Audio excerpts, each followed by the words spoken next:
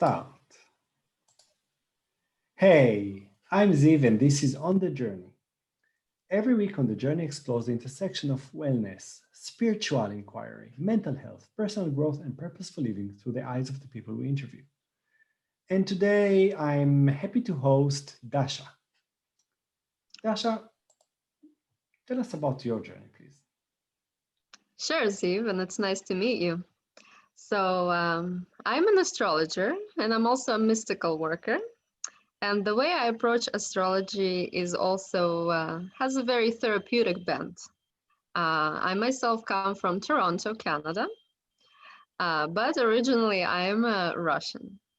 And the way my journey began is that, first of all, I was always interested in studying human nature.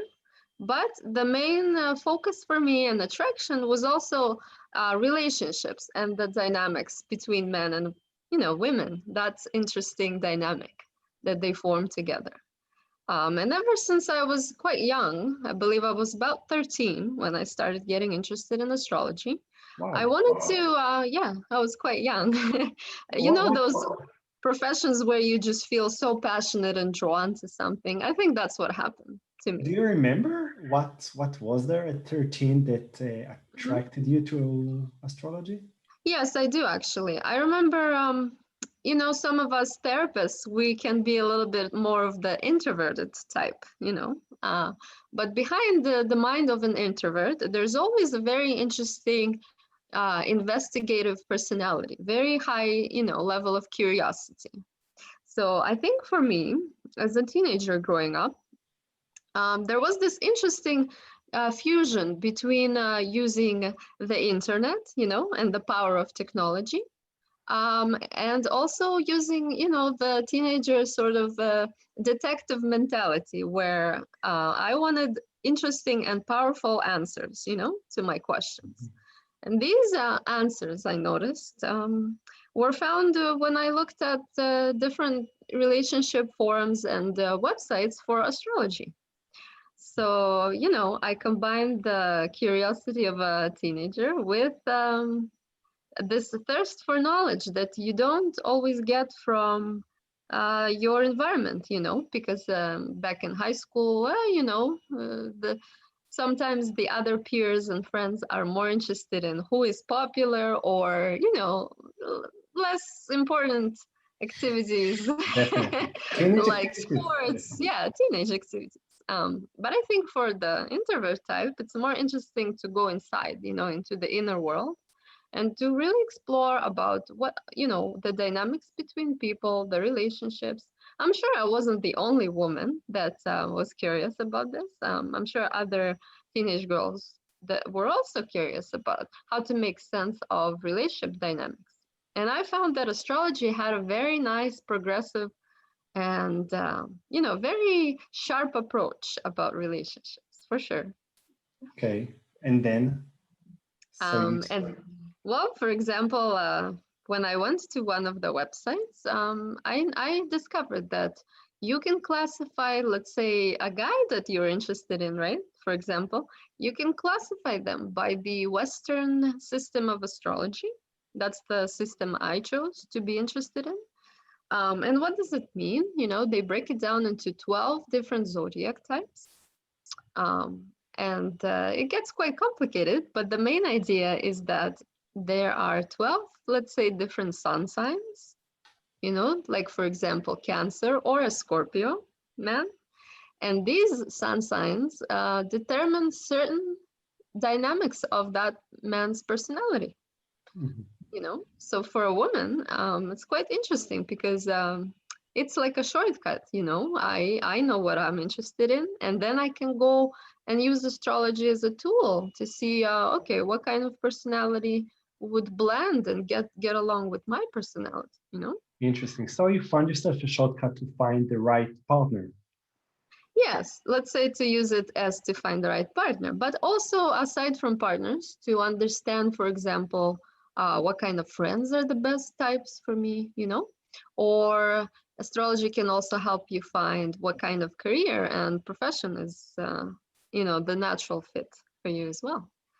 Okay, So so if I will take it, to other worlds, it sounds like you use astrology mhm, to like to uncover or analyze, not analyze, but maybe um, to find the definition, okay, mhm, of personality, of who the person is, which is mhm, one part of therapy, and then comes the other part of the intervention. Okay, so I can use all kinds of tests to analyze your personality, and mhm, then comes an intervention. So mhm. what you do then? Okay, so you analyze me and you understand who I am, and what is the next step? Well, you see, because I also finished at university, I also finished a Bachelor of Psychology. So I like to use a combination approach. So when I do astrology now as an adult, no longer as a teenager, I also apply a very specific intuitive skills, intuitive therapist skills. So when we create an intervention, I like to go back to the way I work is I like to go back to the person's childhood. So my approach is a little bit of a Jung, Carl Jung as well as Freud type of Mhm. approach. I like to really go back to the childhood to see the relationship dynamics, the attachment style of that person and the lessons and sort of habits that they formed while growing up. And I also see, I have a deep conversation with the client about the way their parents also brought them up and what kind of values and beliefs. Then I also check, sometimes I work with heavy cases. Let's say we're doing talk therapy for, trauma, or sometimes it goes deep into, abuse cases and things like that. So in these types of cases, I already really have to investigate because I'm starting to ask questions like, you know, uh, for example, what kind of early childhood experiences, and to make a distinction, whenever it's a clinical case, us astrologers have no right to do, intense clinical cases. That's when we refer them back to you guys, the clinical So, so therapists. I'm curious, what's the difference? So, okay, so we have two parts. One is the diagnostic, okay, Hmm. which again, there's so many methods to do diagnostics. And Yeah. what's Hmm. the difference, or what's the advantage Hmm. of astrology diagnostic versus other methods of Yeah, diagnostic? what makes us, yeah, I understand, efficient.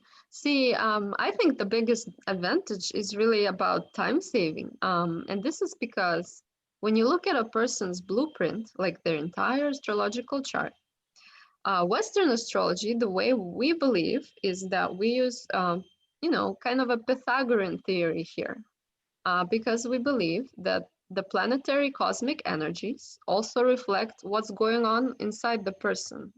So we believe the big cosmos, it reflects what's going on the microcosmos. Mhm. Now, the advantage sometimes over traditional therapy is simply time saving, I would say, because instead of having several weeks of a session with an individual, we can just open their blueprint, like in a very futuristic kind of way, like look at their actual birth chart, and in the chart, you can actually see already patterns of abuse, the childhood, personality, habits. So you can see a lot of things from a chart. But the only way for it to actually function and work, because we use a software, is we need very accurate birth information. And the reason for the accurate birth information is because we need to know exactly at what time that person was born, so we can calculate the coordinates, like, and also calculate what angles the planets were at the time of the person's birth, you know? So we also ask what city, because we need to know longitude and latitude, you know? So So is it's quite this, a... I'm Mhm. sorry, just I'm too curious. It Yeah, just sure, sure, really sure. interests me. So is this a deterministic approach, which means, okay, so there I have a specific time, date, and place where I was born, Hmm. and then you can draw a map, which means that no matter what, in a way, I did, or let's say we are twins, okay, we are two Hmm. brothers, we were born at almost at the same minute, at the Yeah. same place. Are we going to have the same traumas and the same life not life events, but maybe personality? Yeah, it's actually an interesting answer there because astrology, the charts, it's so specific to each person that it's like a fingerprint, you know? Okay. And sometimes I get cases with twins, and they can be, often very different people. So they are twins, but they still have very different personalities. And that's how astrology would explain it, is because even if there's a difference in a couple of seconds, or in a few minutes, already the planets are aligning in different positions, you see, when the person was born. So if there's even a difference of 2 or 3 minutes, like everyone's karma in life and their life path, it becomes very different, you know. Okay, and the second question is a bit more like, in a way, many, especially, of course, psychologists, coaches, um, what we say is that, there's so much in your hands. You can change Mm-hmm. so many things. Mm-hmm. We have a lot of things we can change, a lot of things we can't, but the Mm-hmm. focus is about what you can change. But I Mm-hmm. can't change the date, the time, and the place I was born in. And Mm-hmm. if you can do a deep analysis, diagnostic of who I am according to that, it means that not a lot is in my hands, because Uh-huh. I come to you as a 46 years old, and you know so much about me from where I was born and the time I was born. So how much influence do I have? Actually, see, it's an interesting question too. The way I think the way intelligent astrologers approach this question is that we always say there's always a choice, you know? So there is actually quite a lot of influence that you do have. The area where you don't have influence is that, how to explain, there are certain life lessons that you will just have to go through, no? But it also depends on your natural personality, because let's say some people, because they're quite stubborn, they have to go through the lessons in a painful way, like in a, hard life lessons in a hard way. But if a personality is flexible and very adaptive, the person can just look at other people's example, right? Learn from other people's examples, and or they can use technology and astrology, to correct their life, lessons. So the way smart astrologers look at astrology is it's only a tool that gives you intuitive answers, but the power you already have, you already have this power inside yourself. So all astrology does is maybe, like a shortcut, maybe just helps you realize, consciously. So I think it depends on how open the client is to change, or how open they are to adapt, adjust themselves. And that's where the word karma comes in, because if the life lesson, how to explain, is very difficult to learn, then it will take longer, or it will take several times, to try before the client can overcome this challenge, And there's another interesting element, because I also do mystical work, sometimes some lessons are very deeply embedded, they are very deeply anchored, and this can also come from the past lives. So Hmm. when we're talking about spirituality, we not only have our, DNA only in this life, and you know, our personality, but we also have elements that actually come from past life. And I had some cases, for example, where people had, let's say, like a family curse, right? And there's a section of their generation that's not good, you know?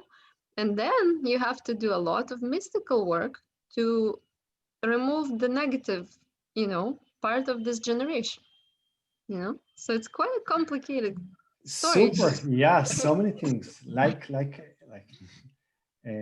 I guess we are complicated creatures, and there's so many complicated things. So Dasha, I think I learned a few new things today. So I will try to recap. In a way, for, I guess maybe other astrologists would say something else, but as far as you see things, You can Mhm. use astrology as a shortcut to get a diagnostic of the person or your client in front of you. And then you can Mhm. choose the method of therapy, which can be classical psychology or any other method. Mhm. And sometimes you can include mystical methods to help with past life experiences, which are like DNA, but different. Yes, exactly. Exactly. Dasha, thank you so much for sharing your experience, your knowledge. For me, I'm so happy to learn new things. So it was really, really good experience. Thank you very much. Thank you as well. It was a pleasure and good luck.